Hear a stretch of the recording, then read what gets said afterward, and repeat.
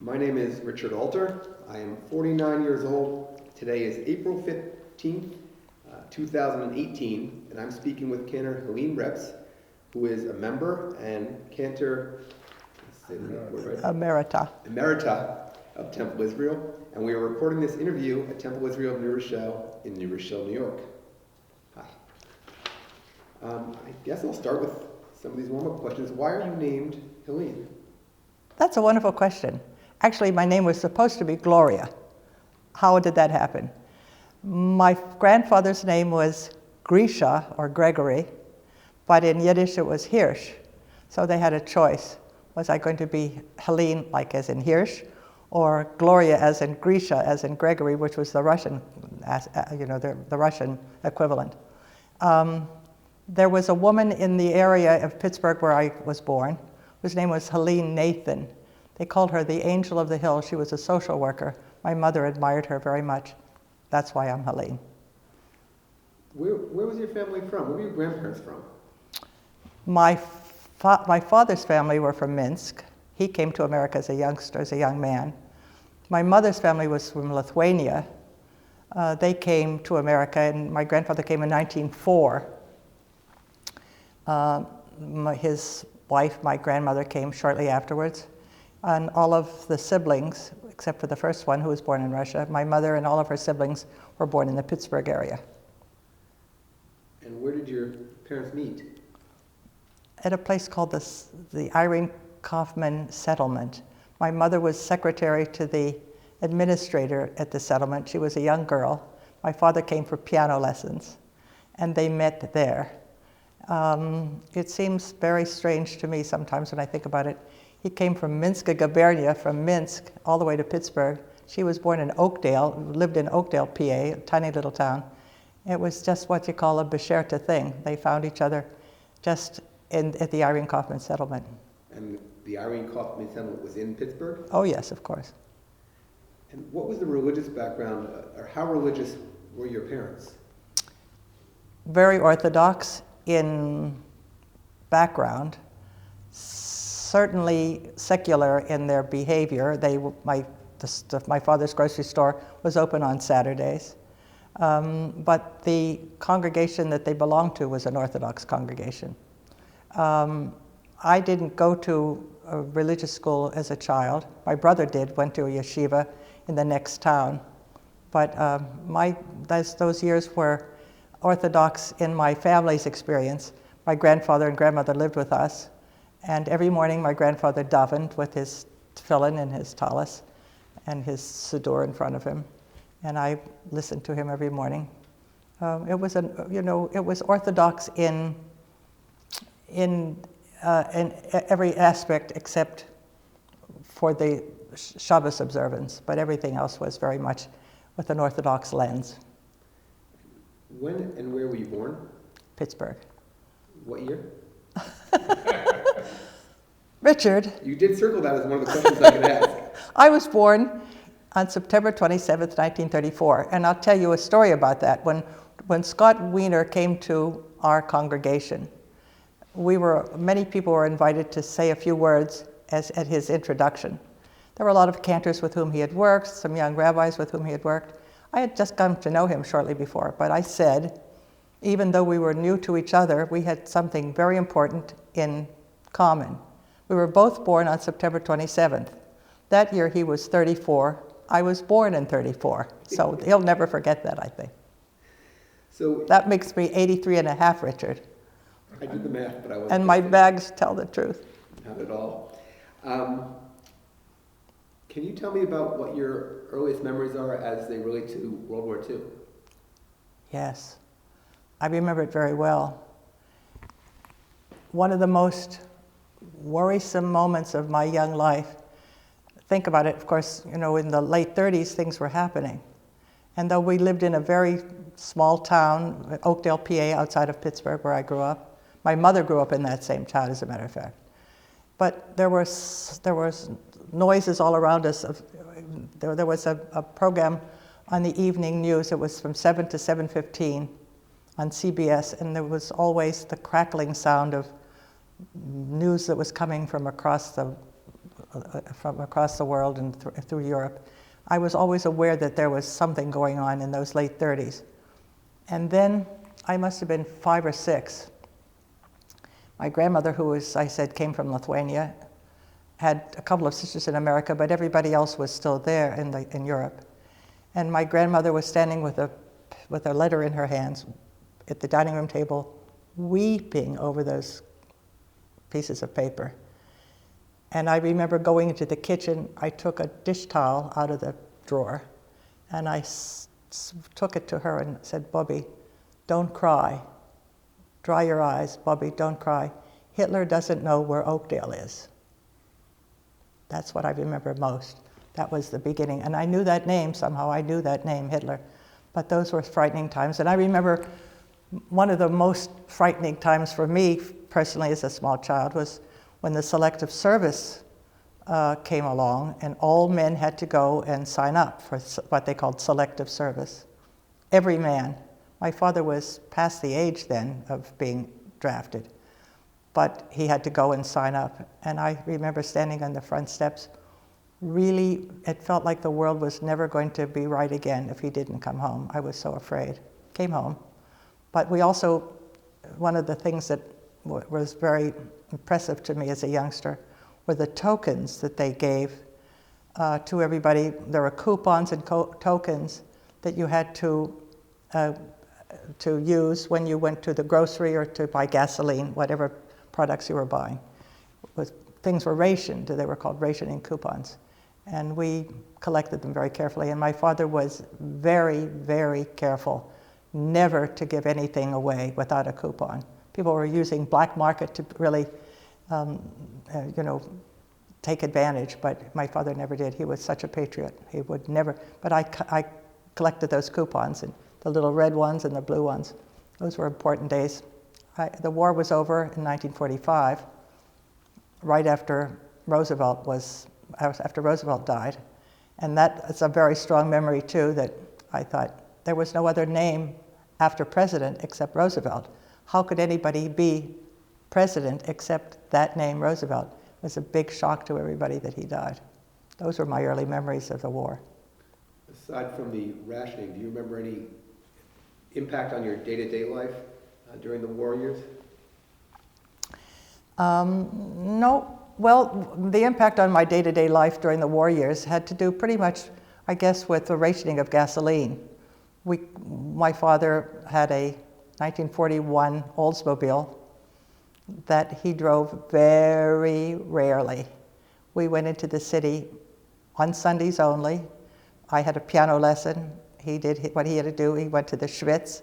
My mother visited her friends, but that was the only time we used the car. Rationing was a big deal.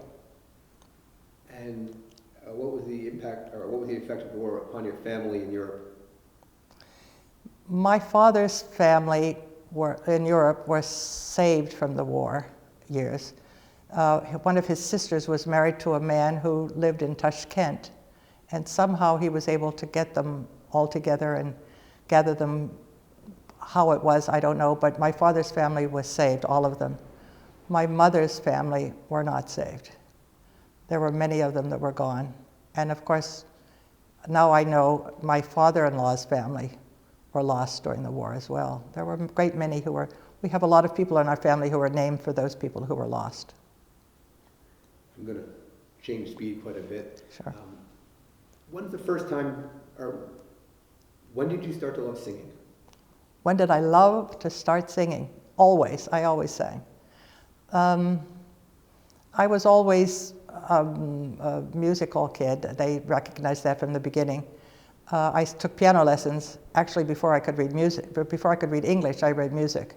They took me right away. And we had, in our little town, we had very nice music classes, and they always picked me to be the singer in the classes. And I was a student in the summertime in a camp in the Adirondacks. It was called Deerwood Music Camp. They picked me out of the crowd at that point, and the director of the camp decided that he would see to it that I was given some opportunity to study. So I was about in my early teens. And I always was able to participate in whatever opera groups or operatic groups or whatever it was that was coming along. It was fun. For me, it was fun. I was really a piano major. And then in my third year at Carnegie Institute of Technology, which is when I was a music student there, the solfege teacher, the sight singing teacher, said to me, I think you should see the voice department and start to study voice. And I did. That's when I left the piano and went to the voice. And so I had 2 degrees, one in voice production and performance, one in education. Had all your singing been secular at that point? No, my singing was not all secular. Good question, Richard. When I was a sophomore, before I started to study voice, the people at the Tree of Life Synagogue in Pittsburgh needed a contralto for their quartet. And they came to Carnegie Tech and said, do you have any altos who could sing in our quartet? Jewish altos. There I was. And they hired me, and so that was my first professional job, really, singing as the contralto soloist at the Tree of Life Synagogue in Pittsburgh, which was a conservative synagogue, as a matter of fact. Do you remember what you were paid as a soloist? I was paid $15 every Friday night. I guess sometimes we sang on Saturday mornings, but it was $15 a week, and I was very happy with that. It was real money, I promise you. I was 19 years old. I loved it. You mentioned your grandfather and your father going to temple, and what was your what's the word I'm looking for? How often were you at temple as a child and then growing up? We were not synagogue goers, except for the high holidays. And when I was a very little girl, I went with my grandmother to the Shara Torah in Pittsburgh for the holidays, which was Orthodox. What I loved was that she always had plums in her purse. We had a plum tree beside our back porch, and those prune plums, those dark purple plums that come into, they start to ripen around the time of the holidays. And she always put a few plums into her purse and kept me busy with those plums, and then I used to sit on the floor at her feet and play with the pits. That was fun. Also, I remember that there was always somebody, it was an Orthodox shul, and they were all davening away. And every once in a while, somebody would clap, hey, sit down, they would say, and I thought that was very funny. People were talking. But we only went for the holidays. There was no other time. I started you off with some of the, darker memories from your childhood. What happiest memory from your childhood, or happiest memories from your childhood? One of the most wonderful times for me was going with my father every Sunday. The Pittsburgh Symphony had concerts Friday night and Sunday afternoons. My mother didn't care to be with us, and my brother was too little. But my dad and I went every Sunday afternoon to the symphony. First of all, it was wonderful to be there. I was thrilled with that sound. And I remember every one of those conductors too. And it was wonderful to be with my dad. And of course, it was always good at intermission to get a candy bar out of the vending machine. Well, I should have asked, what was the composition of your family? I have one brother who is a physician, now retired. As it says in the Torah, you must go to Florida. He did. When he retired, he's in Boca with his wife, who's a wonderful, darling girl, and they have 2 sons. And we have, of course, my husband and I have 4 children, you know that. And where did your family live? Not town, but what type of, and I guess if you could answer this in a full response, in a house or apartment or? Richard, that was one of the sore points of my life, which I don't talk about very much, but I think it influenced me a lot more than I've ever been able to discuss. When I was 2 years old, my father and mother moved from Pittsburgh, where we were living, back to Oakdale, which was the hometown of my mother and her siblings. In Oakdale, there was a grocery store that my grandfather established, probably, I don't know, in the early teens, probably like 1910, 1912, 1914, something like that.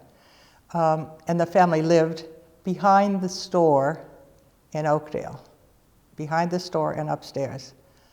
I Aesthetically, I hated it. Philosophically, I hated it. Socially, I hated it. I wanted out of there so badly. I never liked being behind the store, now that you ask. I never knew that, and it's interesting to me because you sort of connected with my father, who grew up behind the grocery store. Also, Exactly, right here in Mamaroneck. I didn't know that. I did not like it. No, it was not a good thing. All the other kids that I knew had a living room and a dining room and a kitchen and an upstairs, and I didn't like where I was living. My mother loved it because she grew up there. Hated to leave there. As a matter of fact, many years later, when they retired, she was loath to leave. They had to practically, bomb the place to get her out of there. Would you run me through your schooling a little bit? My schooling was wonderful. I think one of the the greatest blessings of my life was that my parents were very concerned about our education, for my brother and me both. We went to Oakdale grade school. My mother went to the same school she had the same first grade teacher that I had in Oakdale. I mean, we really were entrenched there. I went through all eight grades in Oakdale grade school. When it was time for high school, my parents were concerned because it was such a small town that the high school really was of little consequence. They didn't have much of a curriculum. A marching band, but not too much else. So they were looking for a place for me to be in a private school. My parents were smart enough to understand that going to what would be a cashmere sweater type school was not going to work for us. Where the kids were riding to hounds on weekends, it wouldn't work. And they were struggling a little bit as to think about where I should go to school. The local parish priest, named Father Flaherty, was my father's friend, and they discussed it. And Father Flaherty said, have you considered Mount Mercy, which was Our Lady of Mercy Academy, run by the Mercy nuns in Pittsburgh. We went there, interviewed it there. I loved it. They signed me on. I was one of maybe 2 or 3 other Jewish girls in the whole school. There were some who were not Roman Catholics, but they were Protestants. I lived in that convent for 4 years. From Sunday evening, after the symphony, my father dropped me off. I stayed through Friday afternoon, took a bus and went home for Shabbos. That's why I feel, I was really destined to do something in religious life, because for me, it was an aesthetic experience. It was very beautiful. They didn't expect me to study religious studies at all, no courses. But every Thursday morning, our room, our floor in our dorm went to Mass, and I did. And I thought it was very beautiful, and I learned everything about it. Also, in Oakdale, there were 2 Protestant churches. The church across the street was a Presbyterian, and the one up at the top of the hill was United Presbyterian. Those people didn't speak to each other. But there was a girls' club across the street every Friday afternoon that I participated in, and I played the piano when they sang hymns. So I really, as I've said many times, I'm an ecumenical movement in my own right. I also, when I was in college, I was invited to be soloist in various churches and cathedrals. That's another job that I had, not only singing in synagogue on Friday night, but churches on Sunday morning. So I came to the clergy pretty well prepared. I just want to take you back for a second. You said girls' clubs? What were the What was a girls' club? Well, there were just a dozen little girls who were in 4th and 5th grade, and probably some Sunday school teacher decided that would be a nice thing to do. We were just doing arts and crafts and after-school activities. We played musical chairs, all the things that little girls would like to do for an hour. They call it the girls' club. Those girls are probably great-grandmothers by now, if they're still alive. Who knows? Would you tell me about your post-secondary education? Pardon? Post-secondary education? After Mount Mercy, I, of course, was a musician, and it was obvious that I was going to continue as a musical. Yes, continue? I think they're telling me we should take a break. At some point. All right, well, I'll finish this. All right. Let's, After, yes, go after Mount Mercy, where to go to college, it was obvious that I was going to be a piano major, music major, and I really wanted to go to Oberlin, which is not so far from Pittsburgh, and which is a magnificent music school. And I was accepted, but my father, for whatever reason, said, no, you're not leaving town. So I applied to Carnegie Institute of Technology, which is called Carnegie Tech, now Carnegie Mellon, which I will not say. Carnegie Mellon sounds like a fruit store. I can't say that. Carnegie Tech. And I was accepted to Carnegie Tech, and I was there as a piano major, as I said before, and then I studied voice, and then I graduated with 2 degrees. Were you a good student? Are you kidding? I was, I had all of I was A. Listen, Richard, even my blood type is A+, please. I was a very good student. When did you start dating? Oh my goodness, Richard Alter. When did I start dating? When I was I'm embarrassed. When I was in camp at Deerwood Adirondack Music Center, every Friday we had a concert in the town of Saranac. And the kids would get together on the bus and have lunch together because they bussed us in, and then we had an afternoon in the town. And there was a very nice fellow there whose name was David Sprung. I was about 12 and he was 14, I think. David Sprung played French horn. He was probably the first kid that I really would say, he invited me to have dinner together. So that was kind of not dating, but it made me feel like I was really growing up. When I came to Temple, Israel, people came and sat at my desk and introduced themselves. And I asked the question always, what was your maiden name? That Judy Mencken was sitting with me, and I said, Judy, what was your maiden name? She said, Sprung. I said, I dated a fellow named David Sprung when I was 12 or 13. She said, yeah, that was my brother. That was the beginning. I always had somebody on the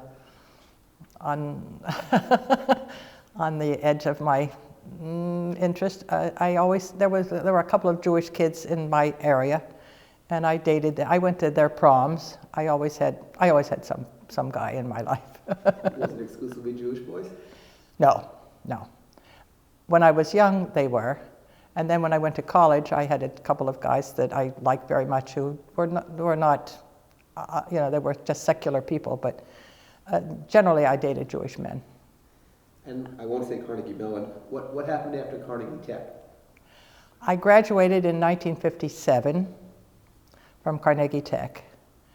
I went directly to from Pittsburgh to New York City to study with Jenny Turrell. I had been studying with her in Aspen in the 2 summers prior at the Aspen Music Center, and she invited me to come to study with her in New York. She was one of the great mezzos of the time. It was a wonderful opportunity. And I came to New York City, lived on 102nd Street with a cousin in an apartment, which was there were 3 of us, cost us $50 a month each, $150 for a 2-bedroom, 2-bathroom, beautiful apartment on the 9th floor, 102nd Street and Broadway. And I taught in Harlem. I had a job teaching music in junior high in Harlem. And I studied with Jenny Turrell. I had some really nice opportunities to do music. Robert Shaw was conducting choruses with the Robert Shaw Chorale did a lot of work with the symphony in those years. And I auditioned and they invited me to participate. And I did Jenny Turrell had said to me, I will show you to Lenny, because she and Leonard Bernstein worked together a lot. But as it turns out, David Reps was very much in the picture in those years. And I decided that I would rather be with David than with Lenny. Actually, it was a very interesting moment, if you're asking this question. Jenny Turrell invited me for Thanksgiving dinner to her house, to her apartment, which was gorgeous. And there were a lot of people there in strange outfits. I was kind of embarrassed to see some of those people with their kind of European style clothing. They looked very different to me. Certainly didn't look like Pocahontas and John Alden, I'll tell you. It was no Thanksgiving that I ever had seen. But David came with me that day. He was in town. And it was a beautiful evening. It was not Thanksgiving as I thought of Thanksgiving. It was a very European, very sophisticated Thanksgiving. But she was sitting at the head of the table, this famous, wonderful singer, and had 2 Chihuahua dogs, one sitting on either side of her bosom, licking her face. She had no children. Her husband, how many husbands she had had were gone out of her life. And I thought, do I want to be as old as she is? She was probably 50 years old at the time. I thought she was 112. Do I want to be an old woman with 2 Chihuahuas in my life? Do I want to do this? I would much rather be with David. I can sing anywhere I want to sing. And so I came back to Pittsburgh, and August 10th, 1958, we were married in Pittsburgh at the Tree of Life Synagogue. And we lived in Pittsburgh for the next years until we had four little children, one after the other. And in 1967, we came to New York City. David had a job that brought us to New York. We came to White Plains. Where did you meet David? Also a musical experience. There was, at the YM and WHA in Pittsburgh, they had every year in February, they had concerts and recitals and programs for Jewish Music Month. Fellow who was involved there knew me from, we had seats near each other at the Symphony on Sunday afternoons. And he called me one day and said, would you be interested in doing the program for Jewish Music Month? Sure.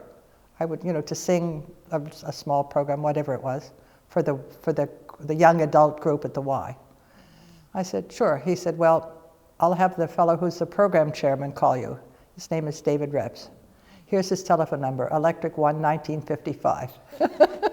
It was, I was talking to him at the dorm, at my room, at the telephone of the dorm, and I remember writing it on the pad, Electric 1 1955. That was David Reps. So I went down after class one evening.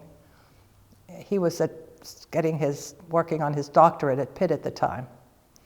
And so I met him. He came over after his classes at Pitt. I came down after my practicing at Tech. We met at the Y.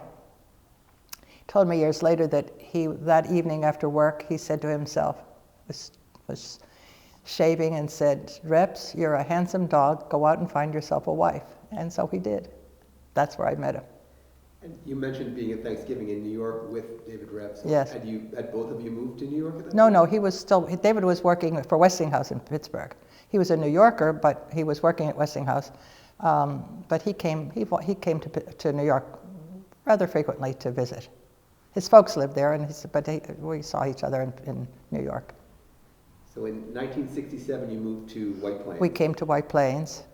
David, I was at home with 4 children. The twins were just 2. Do you remember your White Plains address?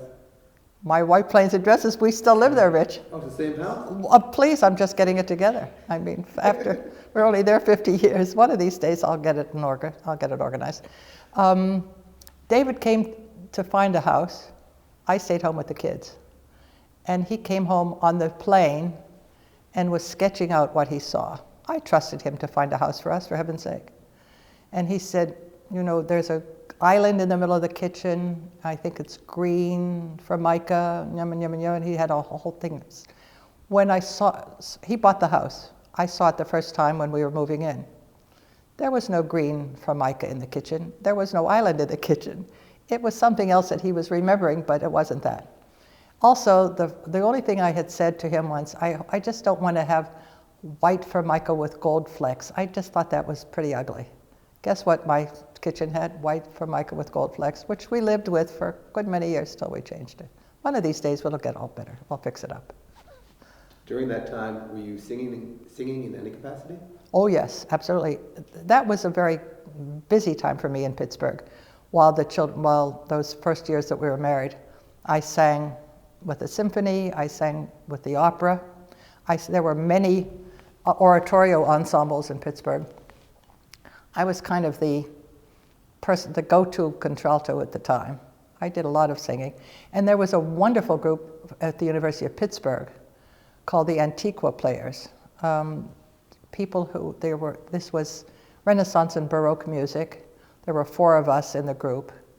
And we did a lot of touring. I toured much of America and some part of Europe with that group.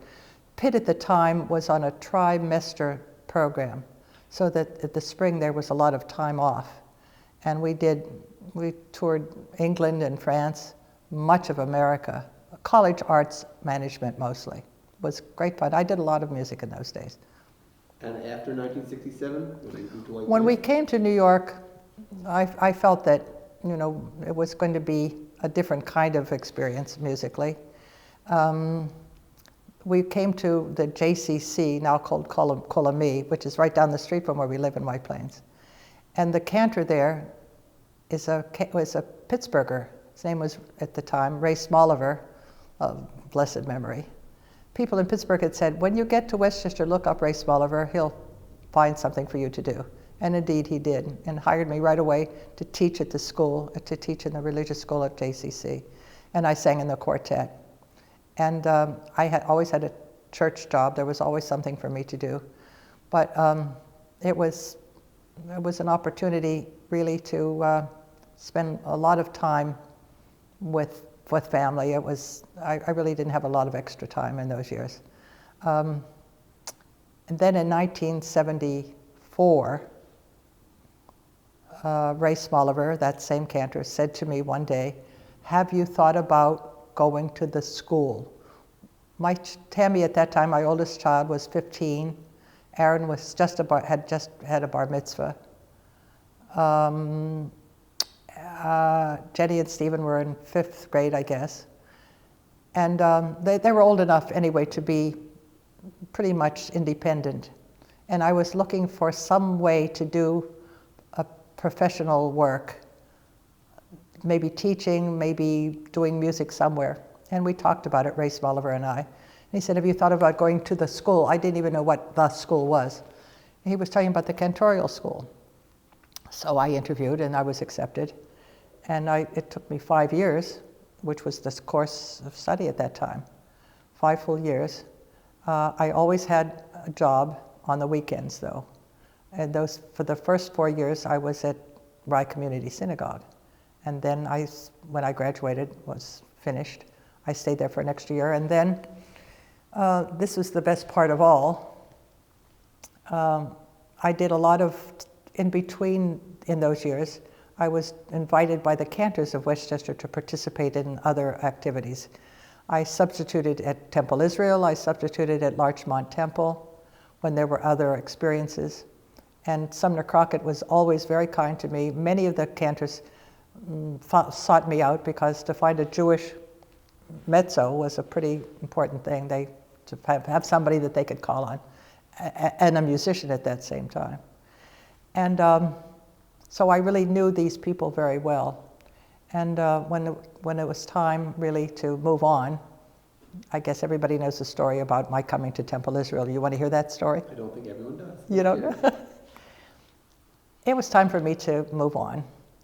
And Rita Rosen, with whom I had had some opportunities to work, she invited me for Yom HaShoah. There were other experiences that they were doing, and Sumner Crockett always invited me to, on the recording that they did in those years, I was on that recording as well. And so Rita said, Sumner was not well, unfortunately, and she said, we need to have somebody to help him. Would you consider it? Well, I would absolutely consider it, because she came to that thought because she had spoken with Cantor Crockett, and he said, can you get Helene? Someone like Helene, as she told me. And Rita Rosen was not one to find somebody like Helene. She wanted to find the real person. And she invited me to have lunch. She said, can we have lunch at the club? I said, you know what, Rita, if we meet at the club, there's going to be somebody there who comes from my synagogue, and they're going to be wondering what this is all about. Maybe we ought to be a little more subtle. Let's have lunch at Bloomingdale's. Do a little damage on the way. So we had omelets at Bloomingdale's, and that was my interview, and that's how I came to Temple Israel. My first professional experience at Temple Israel was at a wedding. It was a beautiful wedding on a Sunday evening, I guess it was. No, I beg your pardon, it was a Sunday afternoon. And the whole board of trustees was here because the bride was the child of one of the board members. And it was like my interview, truly. They were all there. I never had a formal interview. I don't know that that was proper, but that's how it worked. There was no committee that was assigned to find a new cantor. I just kind of showed up. And they said, good. And my first evening service at Temple Israel was July 11th, 1980. It was my daughter Tammy's 21st birthday. She played the violin. We were outside, and it was a beautiful evening. And Marion Eppinger came after the service. There were a lot of people standing around making nice noises, and I was feeling pretty good about it. I was a little concerned, frankly. Sumner was still part of the scene, and I didn't like the idea of being his replacement. That was not a nice thought. It was not a nice word. I didn't want that to happen.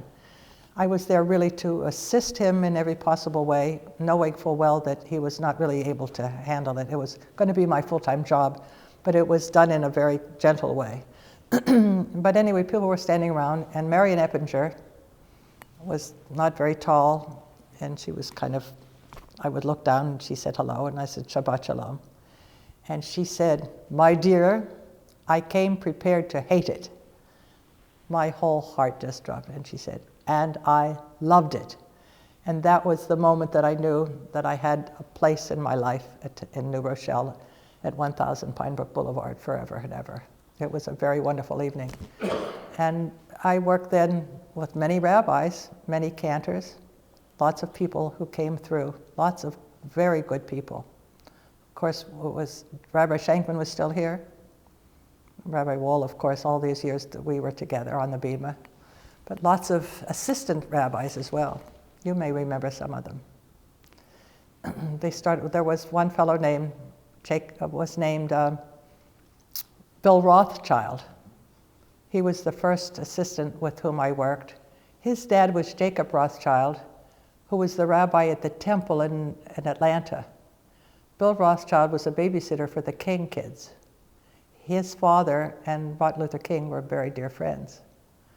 He was the assistant at the time. He was a lawyer, went to Harvard and Yale, did very well, decided not to be in the rabbinate anymore, went back to the law.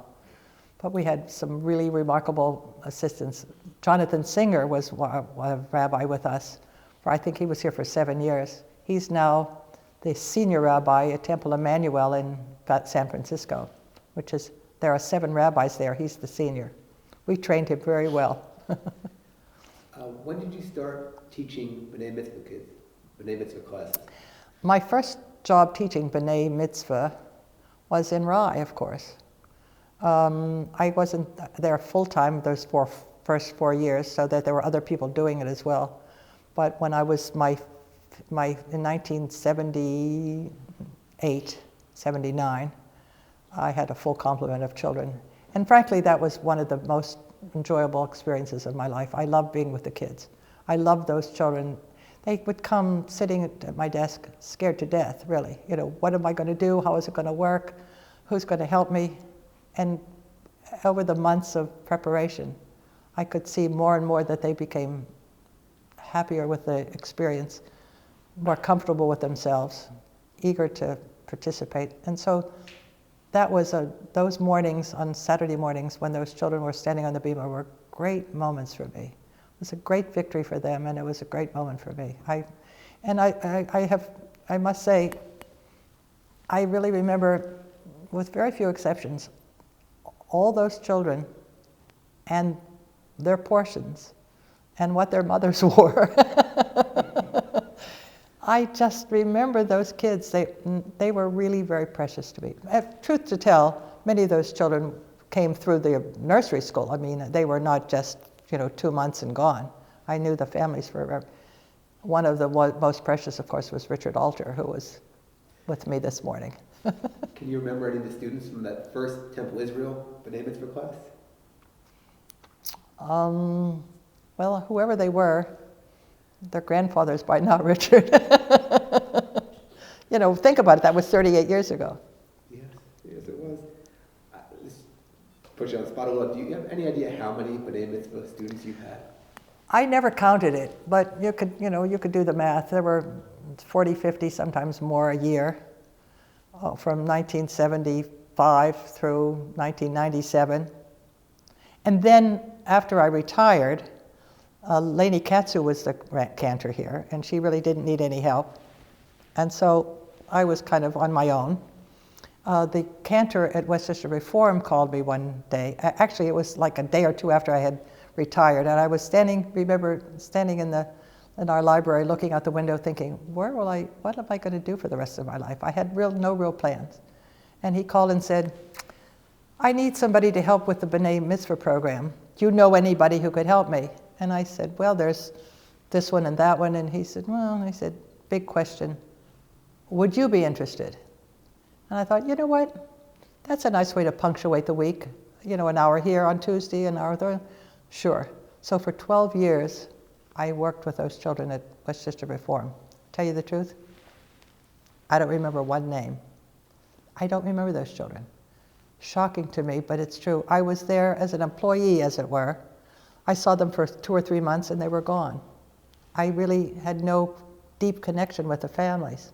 They were lovely children, but I was just there as a kind of, a person to bring them along. They were not my own babies like you guys were. Do you have a favorite memory as a cantor? Favorite memory? Favorite memory as a cantor. As a cantor.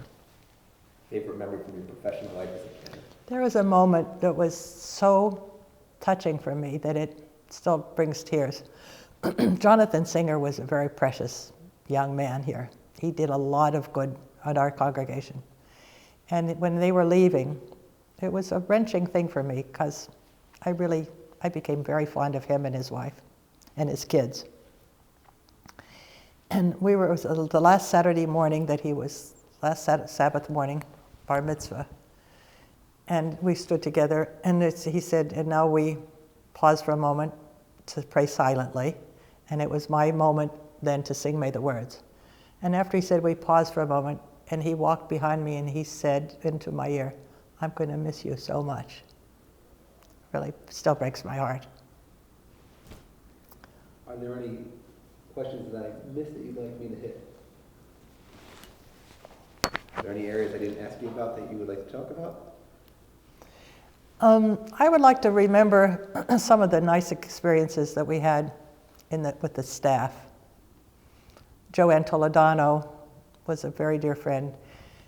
Kenny Brickman was one of our assistants. Of course, Richard Prass was a terrific fellow. Barbara Cantor sat at that front desk all those years and was so good to me. There were people who were beyond helpful and kind, and I just somehow there was never a moment when I was in this building where I didn't find people who were so beyond kind and helpful and encouraging and supportive. The staff and the professional staff and the support staff, I mean, people were just so good. Bill Thorpe. There was a fellow named Moses Wiggins who was one of my favorites. He was one of the custodians. Very tall, very large, very dark complexion fellow with a deep baritone voice. And he answered the phone in the evening and said, Temple Israel, this is Moses speaking. I loved him. He was wonderful. He was very good to me. Bill Thorpe was, these guys, John Kennedy, the people who worked here, Brian Reiner, who's been a dream to me always. Almiel was, of course, always supportive. The people with up and down the hall, the bookkeepers, it was really a family for me. There was no, I think of these folks as really part of my own neshama, part of my own mishpacha. These were really good days. Now, I've been retired for 21 years, but as I've often said, Richard, you know, we have a home in White Plains, but I really live in New Rochelle. I didn't ask you, I meant to. In your class, in Cantorial School, how many women were in your class? Not so many women in those years. There weren't so many men either. The classes were small. I think I was one of maybe three women. I was let's see, when I came in the first class at HUC that graduated was 1975, the first woman, and I graduated in 1979. So my union card is like number 5 or 6. You know, there were not so many women in those years. Now it's the majority of people there are women. It's not that there are more women than men, it's just there never were a great many men. It was just not, you know, the thing. But the women have done very well. In the beginning, the men, the old timers, were very nervous. The women are going to undo everything that we've worked for. They're going to bring down the salary level. Nobody's going to pay any attention. It didn't work out that way. We've held our own. Yes? Thank you. You're welcome. I think we are done. That was fantastic. Thank you, Richard. Richard Alter, there's one thing that I would like to say to you personally. My greatest gratitude, and this is why. When Rabbi Wiener first came to Temple, Israel, I invited some folks from the staff to come and have lunch. And he was very kind to say, what are your desires? What would you like to have? He talked about all the things that, you know, that kind of a wish list. And I said, one thing that I really have always dreamed of having was a beautiful sukkah. We had something in the courtyard that looked like a phone booth. It always bothered me. There was no room under it. There was a couple of honeybees would come by and sting us, and it was not a sukkah.